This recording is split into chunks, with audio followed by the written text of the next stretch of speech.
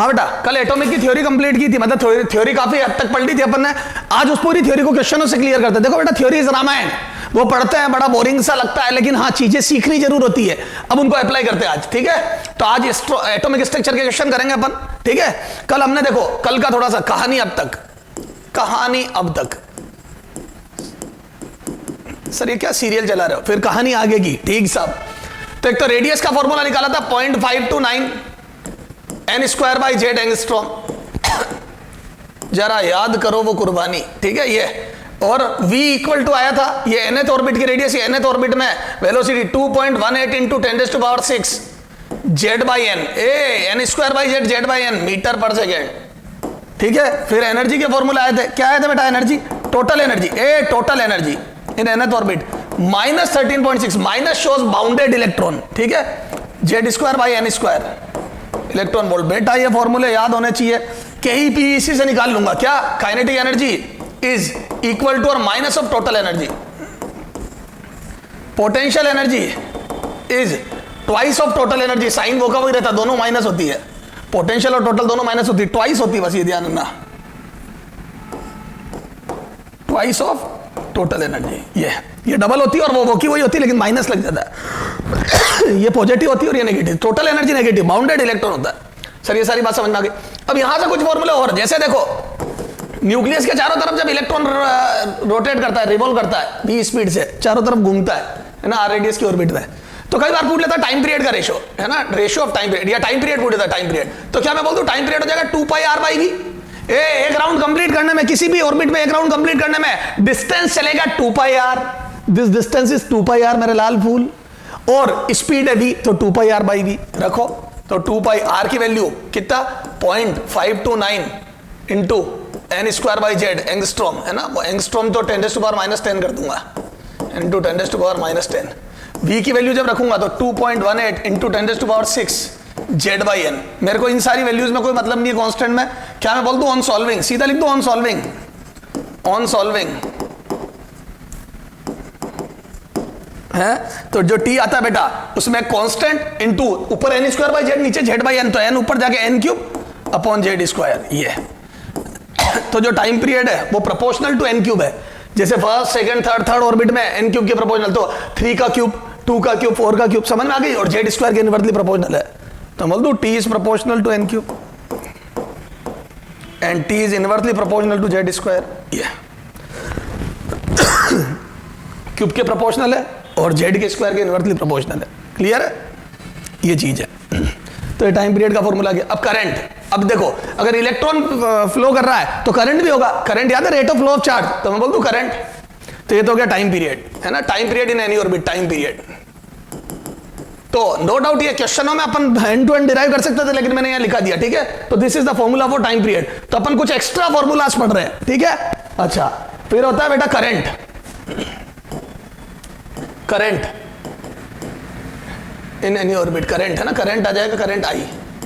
तो देखो करंट क्या होता है बेटा, आई बराबर rate of flow of charge q by T कर दूं, और एक राउंड एक इलेक्ट्रॉन कंप्लीट करा तो मैं बोल दूं ई चार्ज फ्लो कर रहा है टी टाइम में। इलेक्ट्रॉन का राउंड कंप्लीट होना मतलब ई चार्ज का वापस घूम घूम के आना, तो ई चार्ज फ्लो करता है टी टाइम में। तो यहां से बोल दूं ई अपॉन सम कांस्टेंट सी, और n³ नीचे आ जाएगा और जेड स्क्वायर ऊपर आ जाएगा। तो क्या मैं बोल दूं ये n³ by Z square by n³ हो गया, और एक नया कांस्टेंट सी डैश कर दूं इसको यहीं पे। बेटा इतना कोई क्लासों में लिखता नहीं है थ्योरी, मैं तो तेरे को एक्स्ट्रा बता रहा हूं ये सब बातें, ठीक है। ये क्वेश्चन है, मैं तेरे को इसको कंसेप्ट बना के बता दिया। ये तो करंट आई क्या होता है बेटा, तो जेड स्क्वायर बाई n³, वो होता है n³ by Z square time period, ये होता है जेड स्क्वायर बाई n³, ठीक है, ये उल्टा। तो क्या मैं बोल दूं जितना और न्यूक्लियस से दूर जाएंगे उतना टाइम पीरियड बढ़ता जाएगा, सेकेंड ऑर्बिट में ज्यादा, थर्ड में ज्यादा, क्योंकि बड़ी ऑर्बिट होती जाएगी और स्पीड भी स्लो होगी। v में n नीचे आता तो स्पीड जैसे जैसे दूर जाता है स्पीड कम होती जाती है, और स्पीड कम होती है रेडियस बड़ी होती जाती है, सर्कल बड़ा होता जाता है, तो टाइम ज्यादा लगना। तो n इसमें टाइम ऊपर आता है, देखो क्लियर है, इसमें टाइम नीचे आता है, सॉरी इसमें करंट में टाइम नीचे आता है, n नीचे आता है, सॉरी। क्यों, क्योंकि जितना दूर जाएंगे उतना n बढ़ेगा तो टाइम कम लगेगा, टाइम ज्यादा लगेगा, टाइम ज्यादा लगेगा तो करंट कम होता जाएगा, तो n बढ़ने के साथ करंट कम होता है, टाइम पीरियड बढ़ता है। सही बात है सर, तो सब लॉजिकल है बेटा। अच्छा, कई बार वो पूछ लेता है magnetic movement, magnetic movement magnetic moment m, तो क्या मैं बोलता हूं m equal to I into area होता है ना, अपन तो ऐसे प्रोपोर्शनेट देख रहे हैं, I into area, sorry I into area. तो आई कितना है, आई में आया Z square by N cube. बेटा मेरे को कोई मतलब नहीं इन कॉन्स्टेंट से, ठीक है। एरिया में आता पाई आर स्क्वायर, और पाई आर स्क्वायर की वैल्यू रखूंगा मैं, तो आर में कितना आ जाएगा बेटा, एन स्क्वायर बाई जेड का स्क्वायर। अरे यार चल कर दे आर की वैल्यू पाई आर स्क्वायर। अगली स्टेप में देख, तो एम इजिकल टू ये आया कितना, आई में कितना है बेटा, Z square by N cube, है ना। और वहां R square pi R, R में एन स्क्वायर बाई जेड आता है, तो एन स्क्वायर बाई जेड का स्क्वायर। और उस कांस्टेंट को मैं नया सीड, ये नया कांस्टेंट दे रहा हूं, है ना, नया कांस्टेंट सी डबल डैश या सी कर दो, है ना, ये है ना कांस्टेंट, या के लिख दो कांस्टेंट के, या के चलो वो आता है तो सी लिख दो, कुछ भी लिख दो कांस्टेंट। और ये सारे जब होंगे तो पावर 4, ये जेड स्क्वायर कैंसिल हो जाएगा, देखो पूरा जेड स्क्वायर कैंसिल, और ये पावर 4 तो एन, तो मैं बोल दो एन, तो magnetic moment proportional to N आ गया। ये c कांस्टेंट है ना, तो m is proportional to n। तो जैसे जैसे हम ऑर्बिट से, मतलब से न्यूक्लियस से दूर जाएंगे, ऑर्बिट बड़ी होगी, वैसे वैसे मैग्नेटिक मोमेंट बढ़ता जाएगा। क्लियर है। करंट जैसे जैसे ऑर्बिट बड़ी होगी करंट कम होता जाएगा, जैसे जैसे ऑर्बिट बड़ी होगी टाइम पीरियड बढ़ता जाएगा। तो t proportional to n cube आया, i inversely proportional to n cube आया, और ये प्रोपोर्शनल टू n आया। तो ये अब रटने नहीं, ये हैंड टू हैंड बना लेंगे, कुछ भी पूछ सकता है। अगला मैग्नेटिक फील्ड एट सेंटर भी पूछ सकता है, due to this revolving electron, निकाल लूंगा hand to hand, mu not I upon 2r से। सर कोई दिक्कत नहीं है, चलो सर। हाँ बेटा, अपन ने थ्योरी पूरी पढ़ ली, अब थोड़ा क्वेश्चन करते हैं, ठीक है, और क्वेश्चन से पूरी थ्योरी क्लियर करते हैं। Example 1, Bohr model is applicable for, ठीक है। बोहर मॉडल एप्लीकेबल होने का क्या मतलब है बेटा, बोहर फॉर्मूलाज लग जाए, जो अपन ने डेरिवेशन करे वो यूज हो जाए। तो A option H atom, B option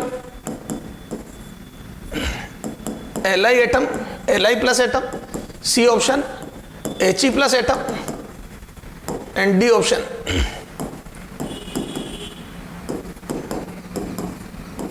ठीक है।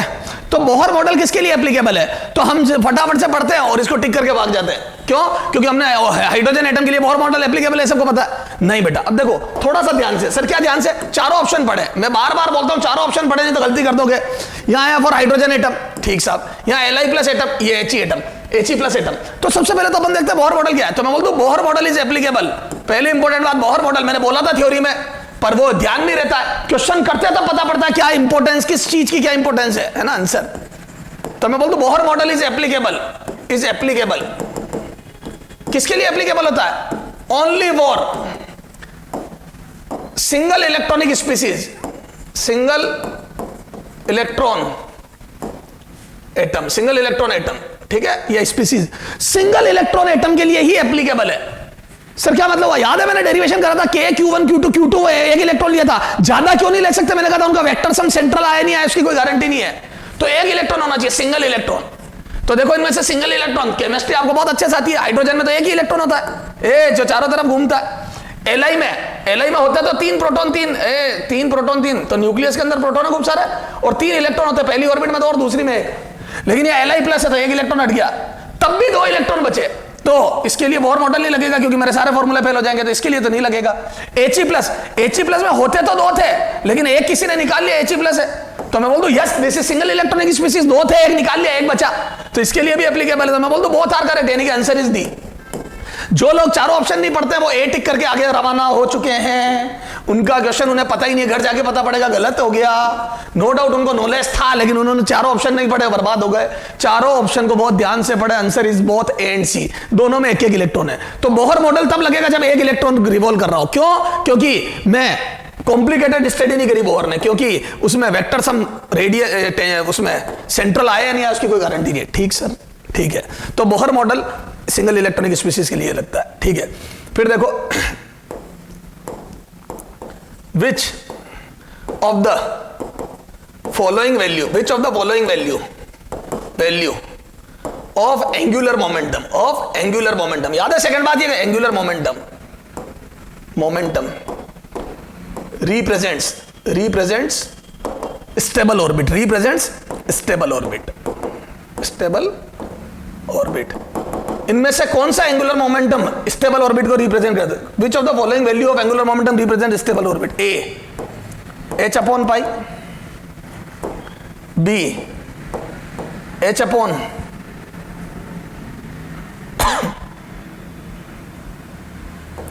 3 पाई, सी 5h अपॉन 2 पाई,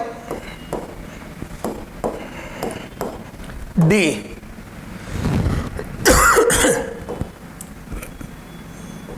7h अपॉन 4 पाई। ठीक है, ई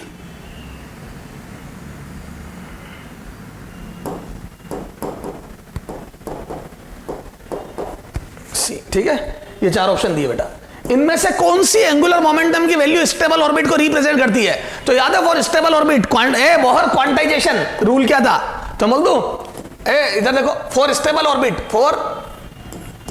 फॉर स्टेबल ऑर्बिट या stationary orbit, for stable orbit angular momentum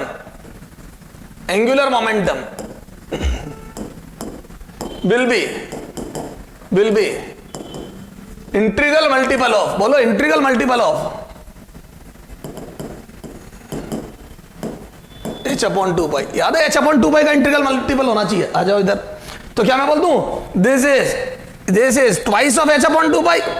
2 का मल्टीप्लाई डिवाइड। मैं आपको एक नियम बता देता हूं बेटा, नीचे 2 पाई रखो आप, है ना, हमेशा जाना, जल्दी मत कर। तो h अपॉन 2 का मल्टीप्लाई डिवाइड करा, yes this is 2 times, this is second orbit. तो ये सेकंड ऑर्बिट का एंगुलर मोमेंटम है, सेकंड स्टेबल ऑर्बिट का। 2 आ रहा है यहां पे, देखो 2 का मल्टीप्लाई, देख दिमाग मत लगा, 2 का मल्टीप्लाई डिवाइड कर दो, 2 पर 2 नीचे और 3 अलग कर दिया, तो h अपॉन 2 पाई। तो इसका 3 साइड में करा और 2 मल्टीप्लाई डिवाइड करा, तो बोल दो दिस इज 2/3, गलत, this is not integer. 2/3 0.67 integral multiple चाहिए, गलत। यहां जाओ, ये h अपॉन 2 पाई साइड में 5, ये फिफ्थ ऑर्बिट है, फिफ्थ ऑर्बिट,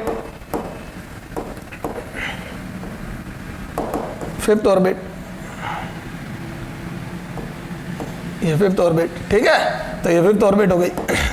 ठीक सा, तो ये हो गया ए सी दोनों, ये फिफ्थ ऑर्बिट है, ये सेकंड ऑर्बिट है। यहां जाओ, अब इसमें से 2 पाई अलग करो, तो मैं बोल दूं 7/2 अलग कर दिया, 4 को 2 हिस्सों में बांट दिया, 2 तो ये 2 पाई। तो क्या मैं बोल दूं ये गलत हो गया, क्योंकि 7/2 इज 3.5, नहीं चलेगा। तो मैं बोल दूं आंसर ए और सी है, तो बोथ ए एंड सी, तो ई। चारों ऑप्शन ध्यान से पढ़े। और ये समझ में आया तेरे को, मेन कंसेप्ट समझ में आया? h अपॉन 2 पाई का integer multiple is stable orbit. This is the Bohr quantization rule, Bohr's quantization rule for angular momentum. ठीक है, तो ध्यान रखना, वो ऑर्बिट स्टेबल होती है जहां पे h अपॉन 2 पाई का इंटीजर मल्टीपल होता है एंगुलर मोमेंटम। और ये डी ब्रोगली ने भी प्रूव कर दिया था। ठीक है, तो हमारे को बहुत ज्यादा विश्वास हो गया बोहर पे। चलो आ जाओ, एग्जाम्पल 3। धीरे धीरे देखो, धीरे धीरे सारे कंसेप्ट क्लियर हो। ओके सर, अब आ जाओ, अपन ने कुछ फॉर्मूला डिराइव किए थे। क्लोजेस्ट डिस्टेंस ऑफ अप्रोच वाला भी क्वेश्चन लास्ट में करूंगा। सबसे पहले कराने थे, लेकिन लास्ट में कराऊंगा। क्यों? क्योंकि उसमें थोड़ी सी कैलकुलेशन है ना, करेंगे लास्ट में करेंगे, पहले इजी। हाँ, find out radius of first excited state, radius of orbit of radius of first excited state for hydrogen atom, तो हाइड्रोजन एटम के लिए फर्स्ट एक्साइटेड स्टेट की रेडियस बतानी है। ठीक है, मैं ऑप्शन नहीं दे रहा हूं इसमें, जरूरत नहीं ऑप्शन की। ठीक है, डायरेक्ट ही कर लो। तो सर फर्स्ट एक्साइटेड स्टेट में हाइड्रोजन एटम की रेडियस, तो रेडियस का फॉर्मूला पता होना चाहिए पहले तो 0.529 n²/z। मैंने जानबूझ के ऑप्शन नहीं दिया जहां जरूरत नहीं है वहां। क्यों? क्योंकि मेरे को जहां ऑप्शन में कुछ सिखाना होगा वहीं तो दूंगा मैं, बाकी टाइम खराब नहीं करूंगा। ये रेडियस का फॉर्मूला, तो आपको सबसे पहले तो रेडियस का फॉर्मूला पता होना चाहिए। ऊपर n², नीचे z आता है, एंगस्ट्रॉम में आता है। ठीक है ना। अब देखो, for hydrogen atom, H atom के लिए बोलो, H एटम पीरियोडिक टेबल में पहला आता है, तो इसका एटॉमिक नंबर 1 होता है। ये तो आपको पता होनी चाहिए बेटा, एग्जाम में दे नहीं दे कोई जरूरी नहीं है। ठीक साहब। अच्छा, n फर्स्ट एक्साइटेड स्टेट, तो n बराबर 1 नहीं। फर्स्ट एक्साइटेड स्टेट मतलब होता है ग्राउंड लेवल से कितना ऊपर है, तो फर्स्ट एक्साइटेड स्टेट मतलब ग्राउंड से ऊपर, तो मैं बोल दूं ग्राउंड से एक ऊपर, तो ये देखो, ये ग्राउंड स्टेट होती है, ग्राउंड। फिर ये होती है ये first excited state, this is second excited. ठीक है साहब, तो मैं बोल दूं यहां पे n बराबर 2 होता है, ये ग्राउंड स्टेट में n बराबर 1 होता है। या n बराबर 2 होता है, या n बराबर 3 होता है, तो n बराबर 1, n बराबर 2, n बराबर 3, तो फर्स्ट एक्साइटेड स्टेट मतलब n बराबर 2, तो रखो यहाँ पे n बराबर 1 नहीं होगा तो क्या होगा फर्स्ट एक्साइटेड स्टेट में n बराबर 2, रखो n बराबर 2, z बराबर 1, तो कितना आ जाएगा r, तो यहां से बोल दूं फर्स्ट एक्साइटेड स्टेट की रेडियस तो r इज इक्वल टू 0.529, इसको 0.53 लिख दूं, ठीक सर, n बराबर, बेटा थोड़ा सा कैलकुलेशन में दिमाग लगाओ, तो फर्स्ट एक्साइटेड स्टेट n2 रखा, z हाइड्रोजन एटम के लिए 1 एंगस्ट्रॉम, तो बोल दो ये 4 टाइम्स आ जाएगा, तो 2.12 एंगस्ट्रॉम लगभग, this is the radius of first excited state. Sir सारी बात समझ में आ गई, तो ये धीरे धीरे अपने न्यूमेरिकल आगे चल रहे, एक्साइटेड स्टेट समझ में आया, एंगुलर मोमेंटम का क्वांटाइजेशन रूल क्या है ये समझ में आया, बोहर मॉडल कब लगता है ये समझ में आया, चलो सर आगे आ जाओ। तो यहां से अगला देखो और थोड़ा सा रेडियस पे क्वेश्चन करते हैं। हाँ, find out ratio of radius of first and second या सेकेंड एंड थर्ड, सेकेंड, चलो first and second orbit for hydrogen atom, for H atom, H atom के लिए फर्स्ट और सेकेंड ऑर्बिट की रेडियस का रेशियो बताना है, ठीक है, चलो आ जाओ। A 1:1, B 1:4, C 4:1, D 2:1, ठीक है, 4 ऑप्शन है, चलो आ जाओ सर सॉल्यूशन। तो अपने को पता है रेडियस का formula as we know R N बराबर 0.53 n square by Z angstrom, ये होता है ना एंगस्ट्रॉम। अब चूंकि अपने को रेशियो निकालना है तो जो नहीं काम की चीज है उन पर ध्यान मत दो, ये काम की चीज नहीं है। सर क्यों काम की चीज नहीं है? हाइड्रोजन एटम के लिए जेड बदल नहीं रहा, दोनों रेडियस के रेशियो में जेड बना आएगा तो कैंसिल होना है, मैं ध्यान ही नहीं दे रहा हूं, 0.53 कैंसिल होना है रेशियो में, बात आती है सिर्फ n की। तो यहां से मैं बोल दूं क्या ये रेशियो, ये फॉर्मूला होता है, तो यहां से R1:R2, दिस एम्प्लाइज कितना लिख दूं इसको, R1:R2, तो मैं लिख दूं 0.529, ठीक है ये, और ये आ जाएगा कौन सा R1 का स्क्वायर अपॉन Z1, है ना, जेड ही रहने दो इसको, इस 2 0.529 या 529 या 53 जो भी है, 2 का स्क्वायर अपॉन जेड, तो क्या बोल दो जेड से जेड गया 0.529 से तो 1:2 1:4, 2 का स्क्वायर 4 तो 1:4, तो रेडियस का रेशियो आ गया 1:4, आंसर इज दिस। क्लियर है क्या? तो ये फॉर्मूला लगाया, n स्क्वायर के प्रोपोर्शनल होता है भैया, तेरी रेडियस डबल तो तेरी रेडियस 4 गुना, ये तो n स्क्वायर के प्रोपोर्शनल है, तो finally r is proportional to n square, तो जिसकी रेडियस ज्यादा, जिसकी ऑर्बिट बड़ी उसकी रेडियस ज्यादा, 4 टाइम्स आ गई।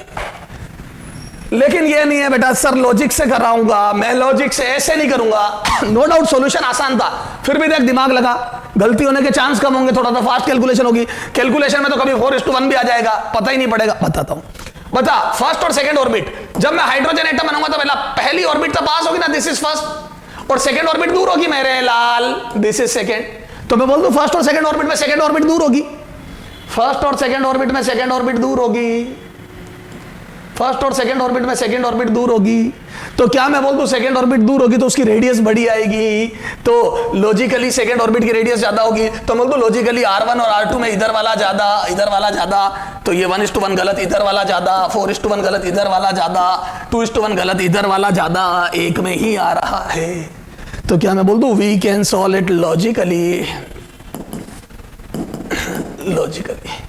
तो we can solve this question via logic. Sir समझ में आ गई? तो क्वेश्चन नंबर 4 हो गया, आगे चलेंगे एग्जाम्पल 5, क्लियर है? अच्छा, find out ratio of radius of first orbit for H atom and He+ atom, है ना, ratio of radius of first orbit for H atom and He+ atom means, है ना, इस क्वेश्चन का दूसरे तरीके से RH:R He+, ठीक है, फॉर फर्स्ट ऑर्बिट n = 1 के लिए, है ना, फर्स्ट ऑर्बिट के लिए रेडियस का रेशियो किसका, हाइड्रोजन एटम और He+, A 1:1, B 2:1, C 1:2, D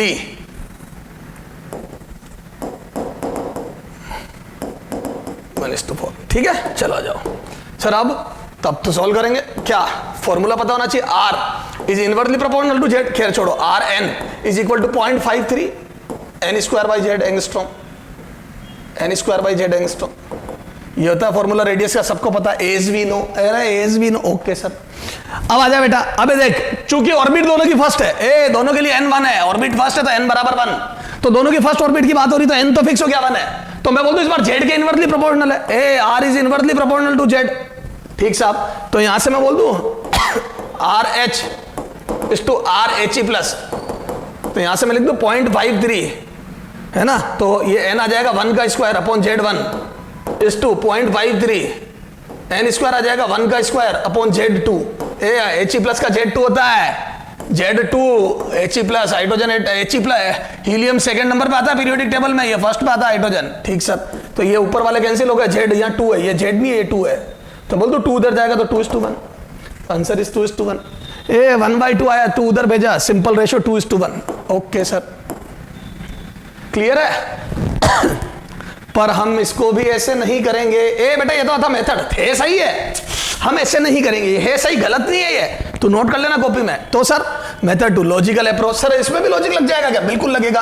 अच्छा एक बात बता मेरे लाल, ये है H एटम, ये है He प्लस एटम, सर क्या अंतर है? एक प्रोटॉन या 2 प्रोटॉन है न्यूक्लियस में, न्यूट्रॉन में बता ही नहीं रहा हूं। अच्छा अब देखो, एक इलेक्ट्रॉन यहां रिवॉल्व करता है हाइड्रोजन एटम के लिए, इसमें भी यहां करता है, लेकिन क्या मैं बोल दूं थोड़ा करीब आ जाएगा, क्यों? क्योंकि यहां पे एक प्रोटॉन का अट्रैक्शन कम होगा, 2 प्रोटॉन का अट्रैक्शन थोड़ा ज्यादा होगा, तो इस इलेक्ट्रॉन को 2 प्रोटॉन मिलके खींच रहे तो थोड़ा तगड़ा खींच रहे, यहां पे एक प्रोटॉन खींच रहा है थोड़ा हल्का खींच रहा है, तो क्या मैं बोल दूं यहां अट्रैक्शन फोर्स ज्यादा, सेंट्रीपिटल फोर्स ज्यादा है, सेंट्रीपिटल फोर्स इसमें ज्यादा है, H से He प्लस में सेंट्रीपिटल फोर्स ज्यादा है, 2 प्रोटॉन या 1 प्रोटॉन, क्या मैं बोल दूं यहां पर न्यूक्लियस में 2 प्रोटॉन है, सेंट्रीपिटल फोर्स ज्यादा है, तो थोड़ी सी रेडियस कॉन्ट्रैक्ट हो जाएगी, थोड़ा करीब आ जाएगा, करीब आएगा। सर समझ में आ गई? तो मैं बोल दूं थोड़ी सी रेडियस कम हो जाएगी, तो हाइड्रोजन एटम की रेडियस बड़ी होगी, हीलियम की कम होगी, इधर वाला बड़ा, ये बड़ी, ये छोटी, तो ये वाली रेडियस बड़ी होगी, इधर वाली रेडियस बड़ी होगी, ये गलत हो गया, ये गलत हो गया, ये गलत हो गया, एक ही बचा। तो लॉजिकली सर मजा आ गया, तो जबरदस्त लॉजिक लगा। हाँ तो सर ये सारी बातें तो समझ में आने लग गई हमारे को, बहुत ही आसान। ठीक है, तो ये क्वेश्चन नंबर कितना हो गया बेटा? 5। आगे जाओ बेटा, एग्जाम्पल 6। तो सर ये रेडियस क्लियर हुई हमारी। ठीक साहब, अब देखो, फाइंड आउट या kinetic energy of electron in second excited state of Li plus atom will be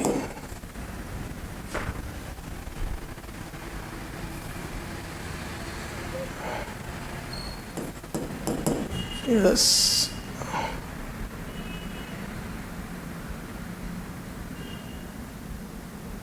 second excited state will be। ठीक है, यहाँ जाओ।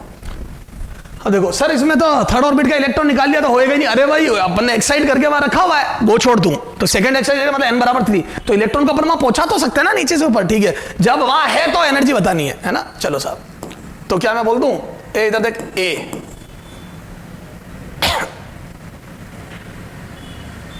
Minus 13.6 electron volt, B 13.6 electron volt, C 27.2 electron volt, D can't calculate.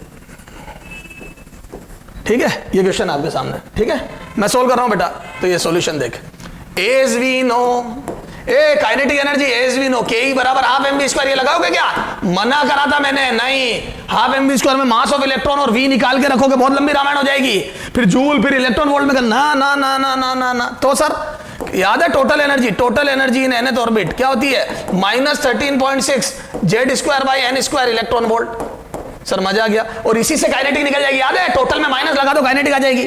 तो पहले मैं total निकालूंगा, as we no ये जानते हैं हम, तो total energy in nth orbit, third orbit, तो सेकंड एक्साइटेड स्टेट, ए ध्यान रखना मैंने कहा ना क्वेश्चन, तो n बराबर 3, याद है ग्राउंड स्टेट से 2 ऊपर, सेकंड एक्साइट 2 ऊपर, यानी कि ग्राउंड से 2 ऊपर मतलब n बराबर 3, तो यहाँ रखो माइनस n बराबर 3, जल्दी मत करना। तो Z Li, ए पीरियोडिक टेबल का थर्ड एलिमेंट है तो Z भी 3 होगा, N3 Z3 रखो, 3 का स्क्वायर, इधर भी 3 का स्क्वायर इलेक्ट्रॉन वोल्ट। ये 9 से 9 कैंसिल हो गया, माइनस 13.6 इलेक्ट्रॉन वोल्ट आई टोटल एनर्जी। अब तू मेरे से चाहे काइनेटिक पूछ, चाहे टोटल पूछ, चाहे पोटेंशियल पूछ, मेरे को सब पता है, क्योंकि टोटल पता है तो हम कहेंगे। थ्योरी देख, मैंने सिखाया तेरे को, टोटल से मैं कहीं पे भी जा सकता हूं। तो क्या मैं यहां से बोल दूं hence kinetic energy is minus of total energy.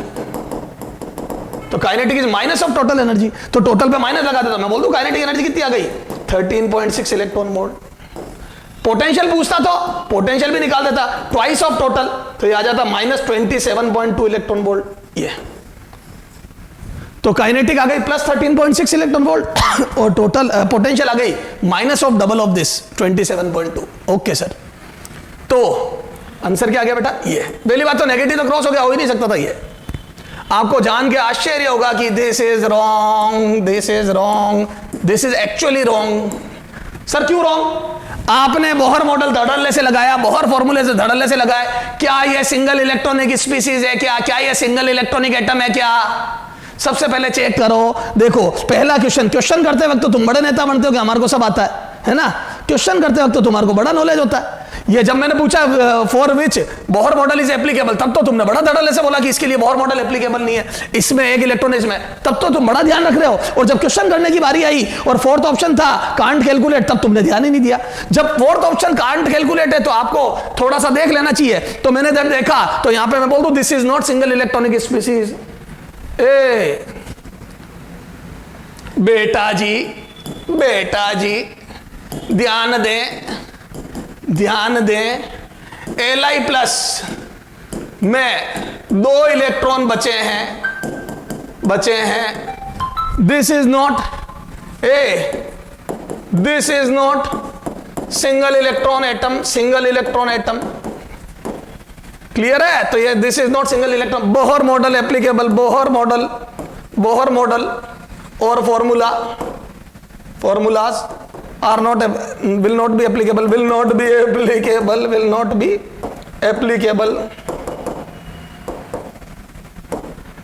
ठीक है?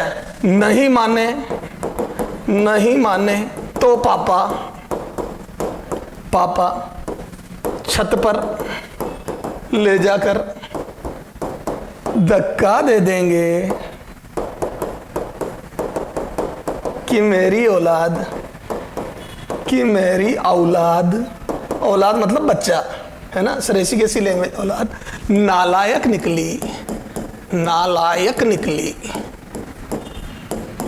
बर्बाद हो गए।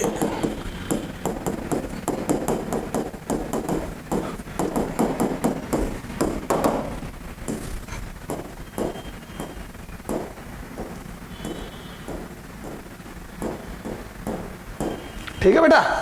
तो मुद्दे की बात यह है कि मुद्दे का मजा हो गई, कॉमेडी ध्यान दे। क्या सेकंड एक बहुत अच्छी बात है, सेकंड एक्सरसाइज, पर यहां बोहर मॉडल नहीं लगेगा। ये can't calculate is the hint कि आप चेक करें कितने इलेक्ट्रॉन है। तो क्या मैं बोल दूं इसमें बोहर मॉडल लगेगा ही नहीं? तो इसका आंसर आएगा कांट कैलकुलेट, है ना, क्योंकि Bohr model is not applicable. ठीक है, वेरी वेरी इंपॉर्टेंट। सर समझ में आया? आगे चलो। तो सर मजा आ गया। Question number 6, question number 7,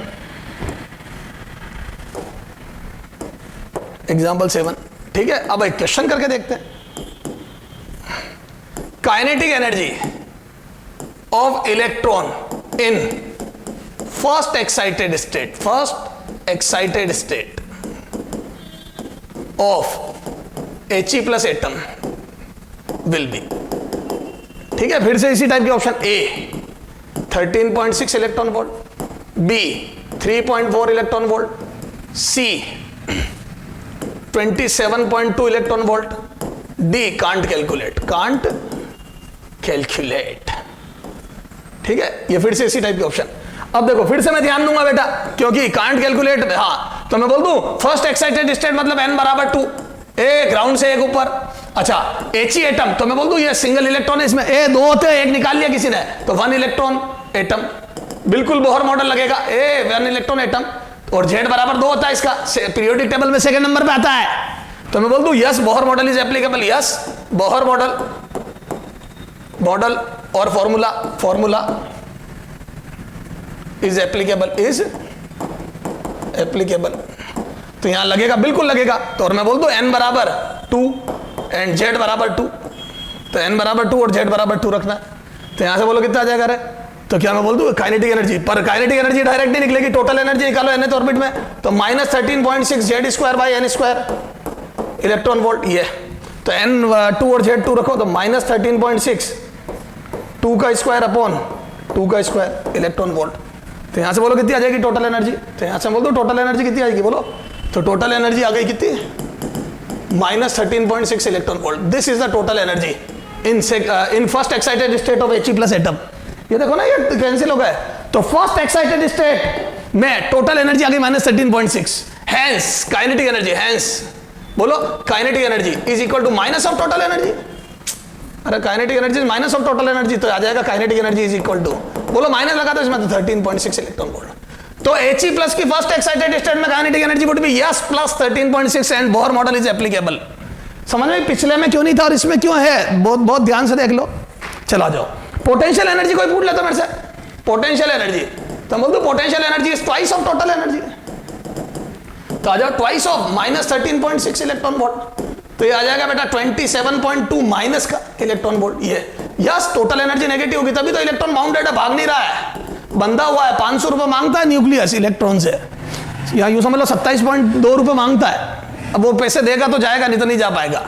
this is called bounded electron. Sir सारी बात समझ में आई, मजा आया। तो ये थ्योरी ऐसे क्लियर होती है। क्या काइनेटिक एनर्जी कैसे निकालते हैं आप समझ में आई? वो के पी टी में रिलेशन क्यों पढ़ाया? पढ़ते वक्त बहुत बुरा लगता है, क्योंकि थ्योरी चल रही होती है, तो रामायण लंबी खिंच जाती है। कोई बात नहीं, उस रामायण का आउटपुट है। अब क्वेश्चन करा तो पता पड़ा कि काइनेटिक एनर्जी निकालनी है, पोटेंशियल एनर्जी निकालनी है, सबके रास्ते टोटल से खुलेंगे, नहीं तो बहुत लंबा चला जाएगा। के अगर हाफ mv² से निकालते हो बर्बाद हो आप। सर समझ में आ गई?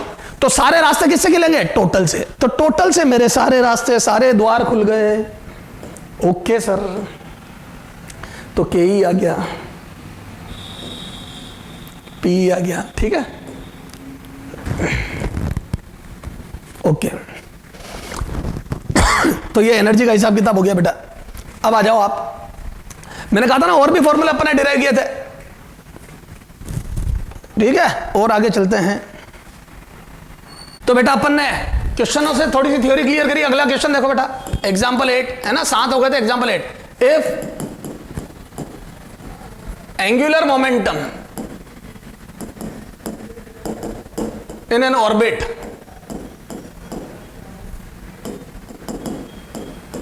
For H atom is L equal to H upon pi, then find out then velocity of electron, velocity of revolving electron, velocity of electron in this orbit will be। अब देखो बेटा, थोड़ा सा क्वेश्चन अपन ने दिया है ना, मैं इसके ऑप्शन नहीं दे रहा हूं क्योंकि मेरे को इसमें ऑप्शन में कुछ समझाने में इंटरेस्ट नहीं। अब देखो, मैंने ना तो कोई एक्साइटेड स्टेट दी, ना तेरे को ऑर्बिट का नंबर दिया, और मैंने वेलोसिटी पूछ ली, तो मैं बोल दूं एज वी नो। ए भैया तू क्या जानता है? मैं ये जानता हूं सर कि velocity in any orbit is given by 2.18 into 10⁶ Z/n metre per second. ये क्लियर है? Z/n मीटर पर सेकेंड, ठीक है। अब इसमें Z और n की वैल्यू, ठीक साहब, तो क्या मैं बोल दूं हाइड्रोजन एटम के लिए Z बराबर 1, n मुझे नहीं पता n क्या होगा, उसके लिए उसने एंगुलर मोमेंटम, अगले ने एंगुलर मोमेंटम की बातें करी हुई है H अपॉन पाई, तो मैं बोल दूं एज वी नो, हम एंगुलर मोमेंटम में भी कुछ बातें जानते हैं। एज वी नो क्या जानते हो? एंगुलर मोमेंटम mvr या L बराबर n H अपॉन 2 पाई का इंटीजर मल्टीपल होता है, और वो जो मल्टीपल होता है वो ऑर्बिट का नंबर होता है। तो आ जाओ, तो यहां से मैं बोल दूं कंपेयर विथ, तो यहाँ पे L की वैल्यू रखते हैं कितनी? H अपॉन पाई, यहाँ से आ जाएगा n H अपॉन 2 पाई, यहाँ से H और पाई गए, तो मैं बोल दूं n बराबर 2 आ गया, n बराबर 2, तो ऑर्बिट का नंबर आ गया एंगुलर मोमेंटम से। H अपॉन पाई इसमें 2 का मल्टीप्लाई डिवाइड करा तो ऊपर जो 2 आएगा वो ऑर्बिट का नंबर हो गया, है ना। तो यहाँ से आ जाओ वेलोसिटी इन nth ऑर्बिट कितना आ जाएगा? सेकेंड ऑर्बिट में 2.18 इंटू 10⁶ Z, तो हाइड्रोजन एटम के लिए Z1 और ऑर्बिट का नंबर 2 मीटर पर सेकेंड, तो कितना आ गया? लगभग 1.09 इंटू 10⁶ मीटर पर सेकेंड। ये तो ये आ गया फर्स्ट ऑर्बिट की वैल्यू। तो फर्स्ट ऑर्बिट के अंदर वेलोसिटी आई। समझ में आ गई क्या? तो फर्स्ट ऑर्बिट में इलेक्ट्रॉन की वेलोसिटी आ गई। क्लियर है? चलो साहब, तो कई बार वो एंगुलर मोमेंटम से ऑर्बिट का नंबर निकलवाता है। ठीक सर। हाँ, अगला देखो,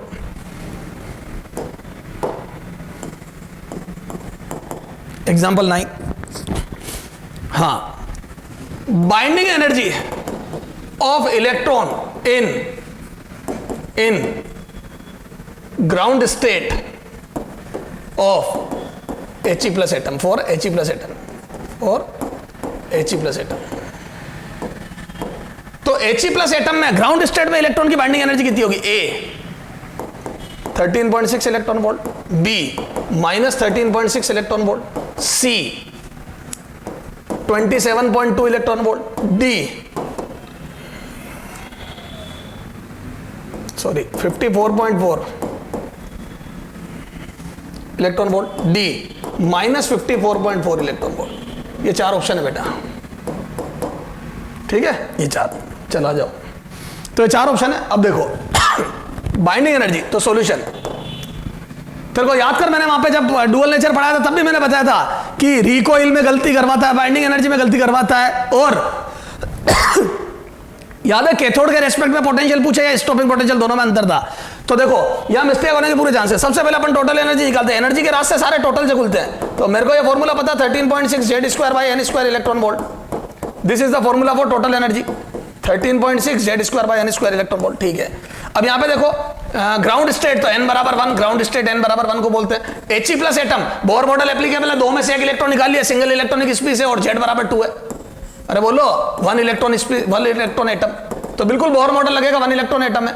ठीक है, और Z बराबर 2 रखो, रखा सर। तो यहां आ जाएगा माइनस 13.6, Z की वैल्यू 2 और n ग्राउंड स्टेट में n के 1 का स्क्वायर इलेक्ट्रॉन वोल्ट। तो यहां से आ जाएगा कितना? Total energy in nth orbit आ जाएगी ये माइनस 54.4 इलेक्ट्रॉन वोल्ट। तो फर्स्ट ऑर्बिट में He प्लस के इलेक्ट्रॉन की energy, total energy minus 54.4 electron volt होगी।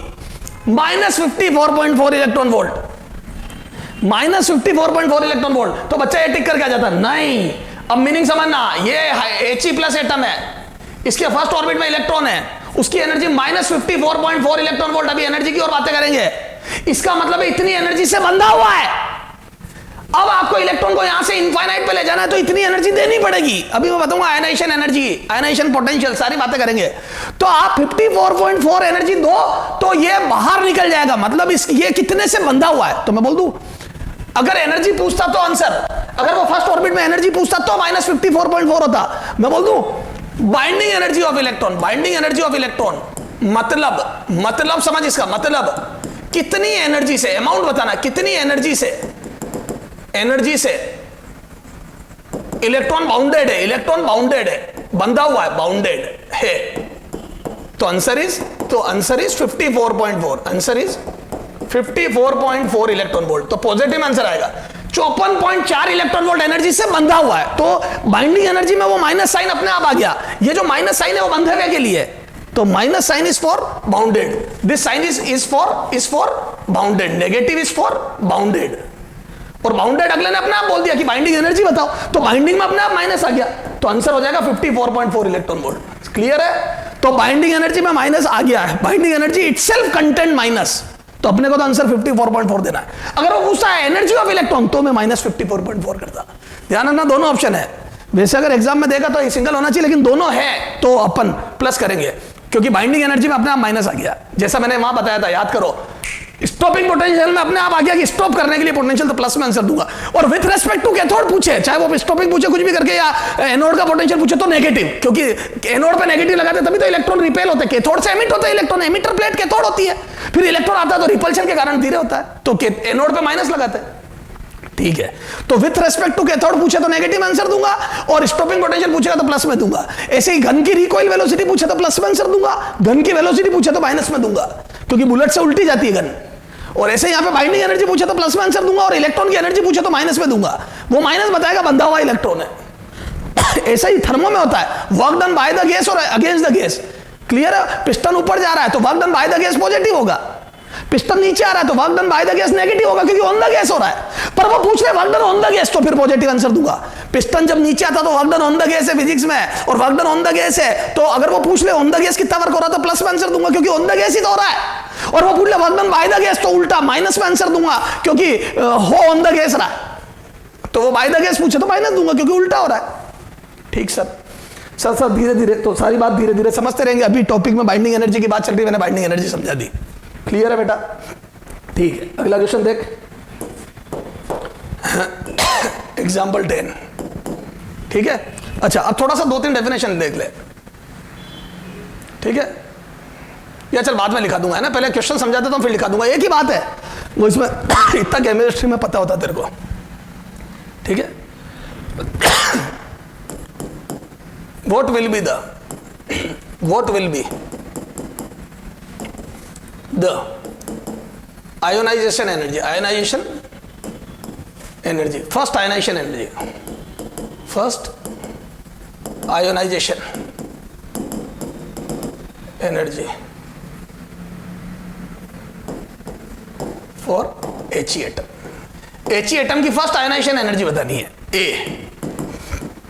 54.4 electron volt, B 13.6 electron volt, C 108.8 electron volt, D can't calculate. फिर से कांट कैलकुलेट ऑप्शन देखते ही आपके कान खड़े हो जाने चाहिए कि हाँ यार ध्यान देना है। अब देखो फर्स्ट आयनाइजेशन एनर्जी, सबसे पहले आयनाइजेशन एनर्जी का मतलब क्या होता है? किसी भी एटम को आयन बनाने के लिए रिक्वायर्ड मिनिमम एनर्जी, है ना, गैसियस एटम। ध्यान रखना, ए इधर देख, मैं 2-4 बातें बताता हूं तेरे को। इधर देखो, इधर देख, देखो आयनाइजेशन एनर्जी की डेफिनेशन बोल रहा हूं मैं। A ionization energy, ionization energy, energy, ठीक है, energy required to remove an electron from atom। बोलो बेटा, क्या ये डेफिनेशन सही है? Energy required to remove an electron from atom. लगता है हाँ, क्यों? क्योंकि एटम से इलेक्ट्रॉन जाते हैं आयन बन जाएगा। बिल्कुल ओके। तो ऐसा लग रहा है कि राइट है, गलत है। सर क्यों गलत है? एनर्जी रिक्वायर्ड, यार एक बात बता, एटम से इलेक्ट्रॉन निकालने के लिए एटम क्या, एटम से इलेक्ट्रॉन कौन सा इलेक्ट्रॉन? तो सबसे पहले तो आयनाइजेशन एनर्जी का मतलब होता है लूजली बाउंड। ध्यान रखना, तो आप अगर एलआई है तो एलआई में ऐसा नहीं है कि आप दूसरा इलेक्ट्रॉन निकालने में एनर्जी दे दो अंदर से, नहीं, सबसे बाहर वाला इलेक्ट्रॉन निकलेगा। तो जैसे लिथियम है तो लिथियम की फर्स्ट ऑर्बिट में 2 इलेक्ट्रॉन है और बाहर 1 है, तो इसी इलेक्ट्रॉन की बात होगी। उसको बोलते हैं, नो डाउट सर ये भी निकाल सकते हैं हम, पहले ये निकलेगा फिर ये निकलेगा फिर ये, तो पहला इलेक्ट्रॉन निकलेगा उसको बोलते हैं फर्स्ट आयनाइजेशन एनर्जी। सेकंड निकालोगे एलआई प्लस बन जाएगा सेकंड, उसको बोलते हैं सेकंड आयनाइजेशन एनर्जी। तो नाम दे दूंगा, लेकिन आप आयनाइजेशन एनर्जी लूजली बाउंड, तो मैं बोल दूं energy required to remove loosely bound electron, जो सबसे loosely bound electron from atom is called ionisation energy. Minimum energy required, है ना, मिनिमम लिखना। तू ज्यादा भी तो दे सकता है, कल तू 10 सी और 12 देके कह देगा आयनाइजेशन एनर्जी 12 है, मैंने लूजली बाउंड को निकाला। नहीं, चाहिए तो 10 थी, 2 काइनेटिक एनर्जी बच गई। तो minimum energy required to remove loosely bound electron from atom. अब सही है, क्लियर है? क्यों? क्योंकि एटम के, अब जैसे एलआई की बात चल रही है तो लूजली बाउंड इसी की बात चल रही है। और मिनिमम एनर्जी 13 चाहिए, 12 चाहिए तो 12 ही दे, 14 देखे ये मत बोल कि काइनेटिक एनर्जी बच गई, नहीं। तो minimum energy required to remove loosely bound electron. ठीक है, अब राइट है? तो हाँ सर, बच्चा बोलता है यस सर, गलत है अभी भी। सर अब क्या गलत है? मिनिमम एनर्जी भी लिख दिया, लूजली बाउंड भी लिख दिया, गलती है। क्या? एटम किस फॉर्म में? ए देख, जैसे मान लो कार्बन है, कार्बन नेचर में मान लो सॉलिड फॉर्म में एग्जिस्ट है ना, कार्बन है। अब आप पहले इसको हीट दोगे, एनर्जी दोगे, तो वो एनर्जी पहले इसको सॉलिड फॉर्म से गैसियस फॉर्म में ले जाएगी, गैसियस फॉर्म में। तो गैसियस फॉर्म में जाएगा, यहां जो एनर्जी लगी मान लो 100 इलेक्ट्रॉन वोल्ट, वो मेरे काम की नहीं, मैं यूं एग्जांपल ले रहा हूं। ये 100 इलेक्ट्रॉन वोल्ट में मेरा इंटरेस्ट नहीं है, क्योंकि अभी तक इलेक्ट्रॉन निकालना चालू नहीं कर रहे थे, अभी तो इसका कन्वर्जन करा है, एटॉमिक फॉर्म में गया है ये, सॉरी गैसियस फॉर्म में गया, तो ये नहीं। तो सर, तो मैं बोल दूं मिनिमम एनर्जी रिक्वायर्ड। अब देखो डेफिनेशन देखो, minimum energy required to remove an electron, नहीं, to remove loosely bound electron bound electron from gaseous atom, gaseous atom, ध्यान रखना gaseous atom, it should be in gaseous form, क्योंकि अब जो भी एनर्जी दूंगा सीधा इलेक्ट्रॉन निकालने में जाएगी। ध्यान रखना गैसियस एटम से इलेक्ट्रॉन निकालने में। सर आप तो केमिस्ट्री भी, अरे बेटा केमिस्ट्री पढ़ाई हुई है, पूरी फिजिकल केमिस्ट्री पढ़ाई हुई है 4 साल टारगेट जेई वाले बच्चों को। तो मैं बोल दूं 54.4 इलेक्ट्रॉन वोल्ट। सॉरी क्या बोल रहे हो सर, आपका ध्यान कहां चला गया, केमिस्ट्री में इमोशनल हो गए आप तो। 54.4 इलेक्ट्रॉन सुनना, तो क्या मैं बोल दूं ये आयनाइजेशन एनर्जी की डेफिनेशन है, this is the definition of ionisation energy. अब देखो जैसे Li है, ये गैसियस फॉर्म में है ना, ये गैसियस फॉर्म में मान लो है ना, गैसियस, ठीक है, ये Li, तो Li से Li प्लस बनाऊंगा, एक एग्जांपल दे रहा हूं, तो ये आ जाएगा first Ip, first ionization energy, या Ie आयनाइजेशन एनर्जी। तो यहां जो एनर्जी लगेगी वो फर्स्ट आयनाइजेशन एनर्जी। अब Li प्लस बन गया, तो Li प्लस से Li प्लस प्लस बनाना है, तो यहां जो एनर्जी लिखेगी उसको बोलते हैं first second ionization energy, Ie2। फिर यहां से Li प्लस प्लस से Li प्लस प्लस प्लस बन गया है ना, 3 इलेक्ट्रॉन निकल गए, तो इसको बोलूंगा मैं ionization energy 3, third ionization energy, third ionization energy, ये third ionization energy, first ionization energy, ये second ionization energy and third ionization energy. ये Li से Li प्लस बनना, फर्स्ट आयनाइजेशन, Li प्लस से Li प्लस प्लस बनना, second ionization, Li plus plus से Li plus plus plus बनना, third ionization energy. This gaseous atom से, clear है? तो अब अपने से first ionization energy for He atom पूछी जा रही है, तो ये आयनाइजेशन एनर्जी की डेफिनेशन, और इसके लिए जो पोटेंशियल रिक्वायर्ड है उसको आयनाइजेशन पोटेंशियल बोलते हैं। ठीक सर, तो आयन बनाने में एनर्जी, और वो भी गैसियस एटम से आयन बनाना, लूजली बाउंड इलेक्ट्रॉन को निकाल के, जब तक बाहर वाला अंदर वाला नहीं निकालूंगा ये। अच्छा अब इस क्वेश्चन को करते हैं अपन। तो अब सबसे पहले सॉल्यूशन में देखो है ना, तो आयनाइजेशन एनर्जी की डेफिनेशन क्लियर हुई। ये देखो He एटम में ये 2 इलेक्ट्रॉन बनाए मैंने, है ना, अब इलेक्ट्रॉन को निकालना है, तो मैं बोल दूं फॉर्मूला होता है मेरे पास एनर्जी का, तो टोटल एनर्जी इन एनी ऑर्बिट बाउंडेड होता है तो -13.6 Z² और He के लिए मैं बोल दूं Z बराबर 2, He के लिए Z बराबर 2, और फर्स्ट ऑर्बिट में इलेक्ट्रॉन है तो n बराबर 1, तो Z बराबर 2 और n बराबर 1, ये इलेक्ट्रॉन वोल्ट, तो बोल दूं Z बराबर 2 n बराबर 1, क्योंकि फर्स्ट ऑर्बिट में ये इलेक्ट्रॉन वोल्ट, तो बोल दूं -54.4 इलेक्ट्रॉन वोल्ट, ये इतने से बाउंडेड है, इतने से बाउंडेड है, तो मैं बोल दूं आयनाइजेशन एनर्जी कितनी एनर्जी है, आयनाइजेशन एनर्जी, तो मैं बोल दूं ये 54.4 आ जाएगी, क्योंकि कितनी एनर्जी आयन बनाने में चाहिए, तो अब माइनस थोड़ी बोलूंगा, 54.4। क्लियर है? गलत गलत गलत सर, क्यों गलत? आप ही करा रहे हो, आप ही गलत बेटा। Bohr model is not applicable, He से He प्लस बनाने में बोहर मॉडल नहीं लगेगा। क्या आप ये एनर्जी खुद कभी निकाल सकता? सवाल ही पैदा नहीं होता। Li से Li प्लस बनाने में मैं कैसे निकाल लूं? बोहर मॉडल लगा ही नहीं सकता, ये भी नहीं निकाल सकता इनफैक्ट, क्योंकि Li प्लस में 2 इलेक्ट्रॉन है, इसमें 3 इलेक्ट्रॉन है, तो ना 3 इलेक्ट्रॉन के लिए बोहर मॉडल लगेगा, ना 2 इलेक्ट्रॉन के लिए बोहर मॉडल लगेगा, हाँ 1 इलेक्ट्रॉन के लिए जरूर लगेगा। तो थर्ड Ip निकाल सकता हूं, थर्ड आयनाइजेशन एनर्जी निकाल सकता हूं, आयनाइजेशन पोटेंशियल थर्ड निकाल सकता हूं, फर्स्ट और सेकंड नहीं निकाल सकता। ऐसे ही He में देखो, ये रहा He से He plus first ionization energy IE1, फिर He प्लस से He plus plus second ionization energy IE2, ये तो मैं बोल दूं यहां 2 इलेक्ट्रॉन है, यहां 1 इलेक्ट्रॉन है और यहां 0 इलेक्ट्रॉन है, तो मैं बोल दूं यहां से यहां नहीं जा सकता, क्योंकि 2 इलेक्ट्रॉन के लिए बोहर मॉडल यहां से आए, यस, तो सेकंड आयनाइजेशन एनर्जी तो निकाल सकता हूं मैं He की, लेकिन फर्स्ट आयनाइजेशन एनर्जी नहीं निकाल सकता। तो क्या मैं बोल दूं first ionization energy can't calculate, तो कांट कैलकुलेट। ओके सर, मजा आ गया सर, ठीक है, आगे आ जा बेटा। Question number 11, example 11, second ionization energy in above question, in previous question, in previous question, second ionization energy, second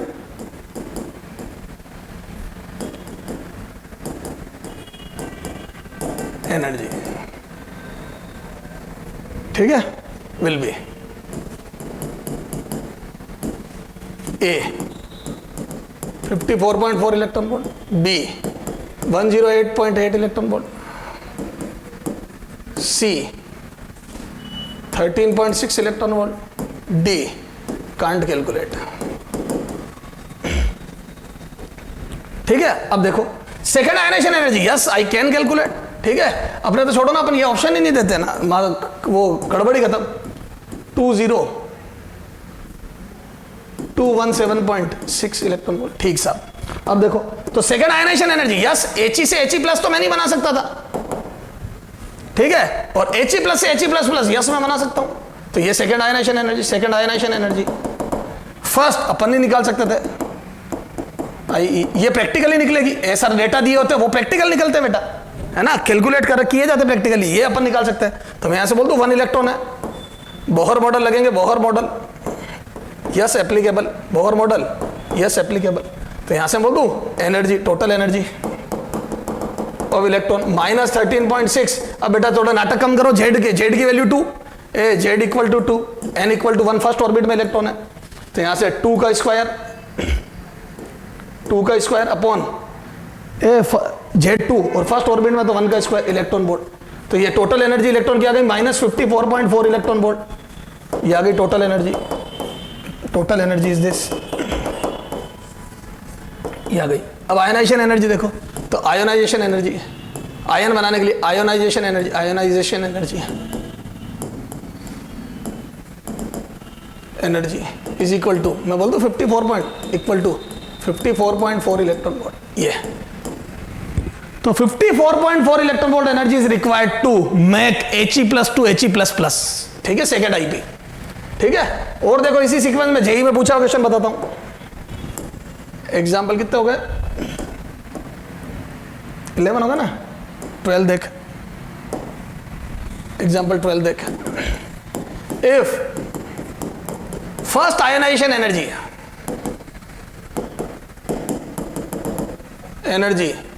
for He atom is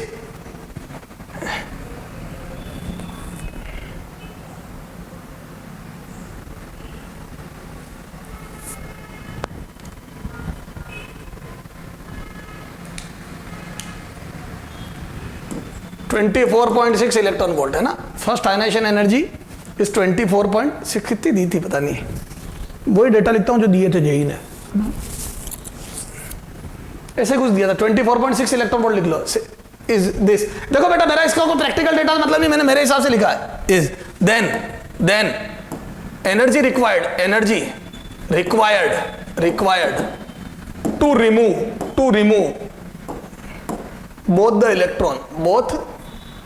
electron from He atom. तो He एटम से दोनों इलेक्ट्रॉन निकालने के लिए कितनी एनर्जी चाहिएगी, A 54.4 electron volt, B 108.8 electron volt, C 49.2 electron volt, D 79 electron volt.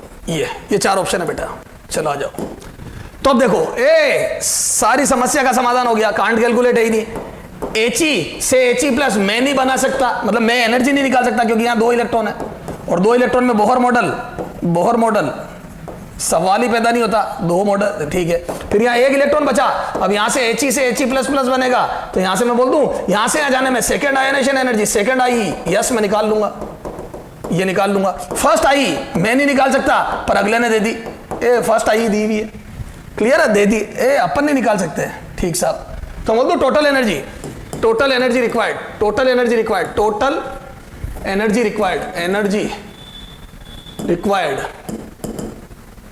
Is equal to, बोलो ionisation energy first बनाने के लिए प्लस आयनाइजेशन एनर्जी सेकेंड, और फर्स्ट उसने दी, अगले ने दे दी 24.4 इलेक्ट्रॉन वोल्ट।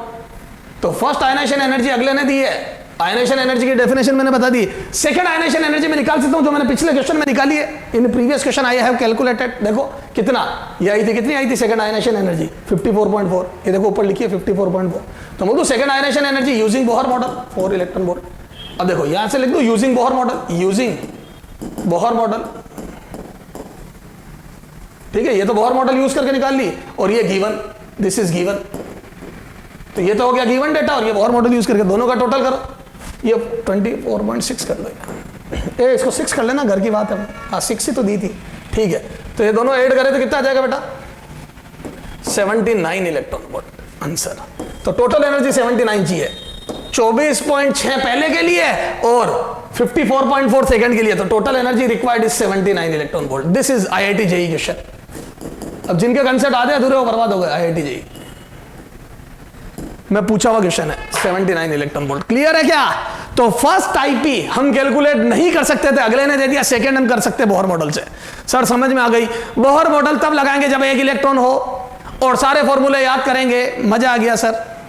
हाँ बेटा, आगे बात करते हैं। एग्जाम्पल नंबर 13 है ना, जैसा क्वेश्चन पूछा, angular momentum, angular momentum of electron in second orbit. ठीक है, सीधा ऑर्बिट दे दिया, first excited second orbit in of electron in second orbit of hydrogen atom. ठीक है, वैसे एटम से फर्क ही नहीं पड़ा, एटम विल बी। ठीक है, तो देखो अब या तो MBR फॉर्मूले से निकालूं, इधर देखना वैल्यू नहीं, सॉल्यूशन। ठीक है बेटा, मैं 4 ऑप्शन नहीं दे रहा हूं, सॉल्यूशन। तो या तो मैं लिखा लूं एंगुलर मोमेंटम बराबर MBR से। अब MBR में V की वैल्यू रखो, R की वैल्यू रखो, NZ नहीं, लंबी रामायण हो जाएगी। ठीक है, तो सर अपन सीधा करेंगे कैसे?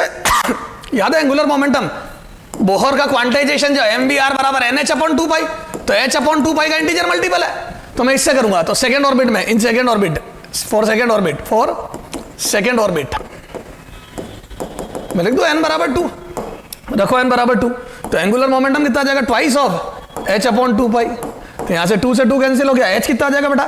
6.6 इंटू 10⁻³ अपॉन पाई। तो पाई का डिवाइड करा तो ये आ जाएगा, तो कितना आ जाएगा एंगुलर मोमेंटम? यूनिट बाद में लिख देंगे, तो ये आ जाएगा 2 पॉइंट समथिंग है ना, देख लेना, इंटू 10⁻34। तो लगभग 2 पॉइंट समथिंग इंटू 10⁻34। क्लियर है? तो NH/2π से निकालूंगा एंगुलर मोमेंटम, बड़ा आसानी से निकल जाएगा। पाई के लिए 2 पॉइंट समथिंग आ जाएगा, 2.1 के आसपास, देख लेना, वो कैलकुलेशन पावर से आंसर आ जाएगा। रफ कैलकुलेशन करनी होती पूरी मॉडर्न फिजिक्स में। 4 ऑप्शन जो होंगे बहुत दूर दूर होंगे, जैसे ए होगा 2.1 इंटू 10⁻34, ठीक है, बी होगा 2.1 इंटू 10⁻27, ऐसे बहुत दूर दूर होंगे, तो वैसे ही आ जाएगा आंसर। तो एंगुलर मोमेंटम सर NH/2π से निकाल देंगे। ओके सर, तो सर एंगुलर मोमेंटम समझ में आ गया। ठीक है, अब आ जाए बेटा आगे। अब जैसे देखो, अगर मैं graph, which of the following graph, which, या चले एक बार है ना, example 14, ratio of time period of electron in first and second excited state for H atom, है ना, सारा H atom के लिए करा, क्योंकि अब तेरे को सारी बातें सिखा दी। Z कैसे रखते हो, H atom will be,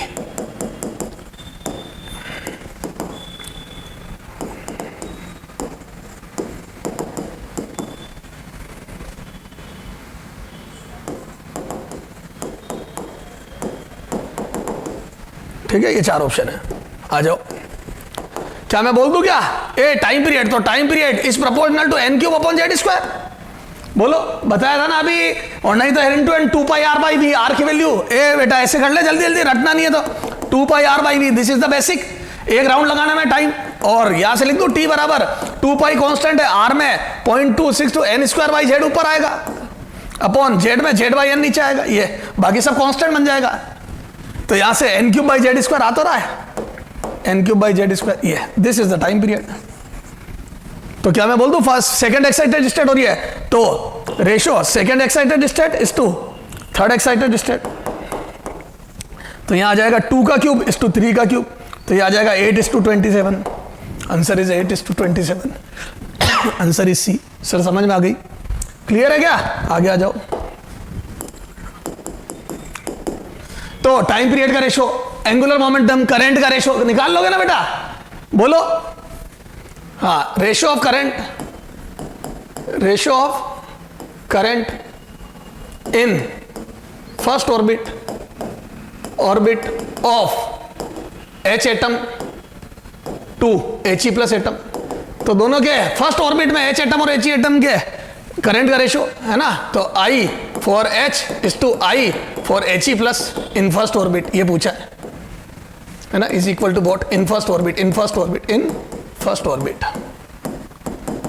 ये तो आ जाओ ए 1:4, बी 1:8, सी 4:1, डी 8:1। ठीक है, 4 ऑप्शन है। आ जाओ बच्चा सॉल्यूशन। करंट हमारे को पता है E/T होता है बेटा, और T में पता है मेरे को कांस्टेंट, तो यहाँ पे नया कांस्टेंट इंटू Z²/n³ आ जाएगा। ये बच्चे वहाँ n² n³ आता है, Z²/n³ आ जाएगा। और यहाँ से मैं लिख दूँ IH/I/HE+,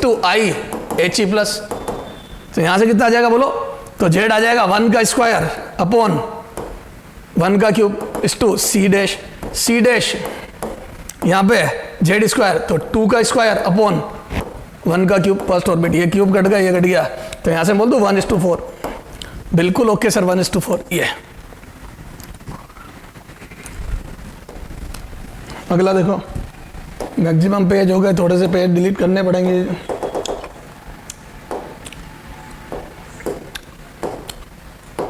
हाँ 15 हो गया बेटा, आगे आ जाओ। तो करंट वगैरह सारी बात समझ में आ गई सर। एग्जाम्पल 16, ठीक है। अब देखो, if length of third orbit of H atom is x या y is y, then de Broglie wavelength associate with electron will be, ठीक है, a x, b 3x, c x/3, d x/9। ठीक है, ये क्वेश्चन है बेटा। आ जाओ, तो क्या मैं बोल दूं क्या, ए थर्ड ऑर्बिट n = 3, तो जो इलेक्ट्रॉन की डी ब्रोगली वेवलेंथ बनेगी, क्या मैं बोल दूं 2πr = n लैम्डा होती है, थर्ड ऑर्बिट में 3 लैम्डा आ जाएगा, और ये 2πrx दिया हुआ है अपने को, तो मैं बोल दूं ये 3 लैम्डा, तो यहाँ से लैम्डा = x/3। बिल्कुल ओके, तो 3 वेव आ जाएगी, x/3 की एक वेव बनेगी। सर समझ में आ गया? अब समझ में आया वो क्वांटाइजेशन वाला क्या हिसाब किताब था, और कैसे डी ब्रोगली ने सपोर्ट करा। डी ब्रोगली कहता है जिसमें पूरी वेव आ जाए वो ऑर्बिट स्टेबल है। थर्ड ऑर्बिट में 3 पूरी वेव आ जाती है, सेकंड में 2, पहली में 1। ये है सारी बातें। आगे आ जाओ।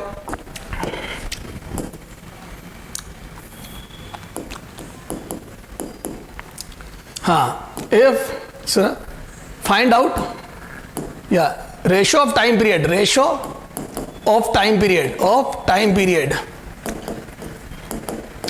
of electron in orbit having radius, having their radius r and 4r will be, है ना। Ratio of time period of electron in orbit having radius r and 4r will be a 1:2, b 1:8, c 8:1, d 4:1। ठीक है, आ जा बेटा। इधर देखना solution. क्या मैं बोल दूं लॉजिकली, ये तो हो ही नहीं सकते सर। क्यों नहीं हो सकते? जिसकी रेडियस बड़ी है उसमें टाइम ज्यादा लगेगा, बड़े रेडियस को कंप्लीट करने में टाइम ज्यादा लगेगा, क्योंकि स्पीड भी कम होती है जितना दूर जाते हैं। तो ये 2 तो गए। अब इन 2 में से कौन सा होगा? तो क्या मैं बोल दूं as we know, देखो as we know T is proportional to n cube. Hydrogen atom fix है, 4 हाइड्रोजन एटम कर लो।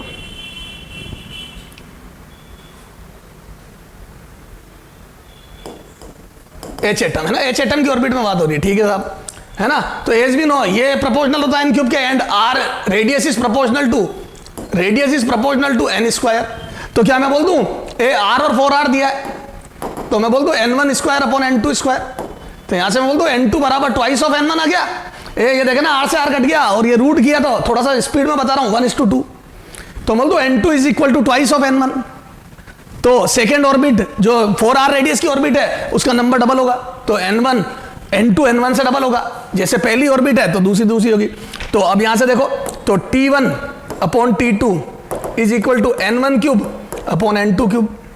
This implies T1 upon T2 is equal to N1 cube upon 2N1 cube, और जैसे ये करूंगा तो 1/8 आ गया, तो ये आ गया T1 अपॉन T2 बराबर 1/8, तो 1:8 इज द आंसर। क्लियर है क्या? तो 1:8 आंसर होगा, 1:8 वुड बी द आंसर,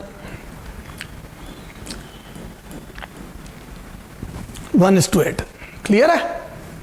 चलो साहब, बिल्कुल ओके सर, 1:8। तो रेशियो ऑफ टाइम पीरियड से समझ में आ गया। तो रेडियस दे दी, रेडियस से पहले एन पे जाना पड़ेगा नंबर पे। क्या रेडियस 4 गुना है तो ऑर्बिट का नंबर डबल होगा, और जिसका ऑर्बिट का नंबर डबल है वहां टाइम पीरियड 8 गुना होगा। सर समझ में आ गई? तो ये कुछ अपना बेहतरीन क्वेश्चन है। अब क्लोजेस्ट डिस्टेंस ऑफ अप्रोच वाले क्वेश्चन करना अपने को, ठीक है? कितना करीब तक पहुंच पाएगा, है ना, कोई भी पार्टिकल। तो क्लोजेस्ट डिस्टेंस ऑफ अप्रोच वाले क्वेश्चन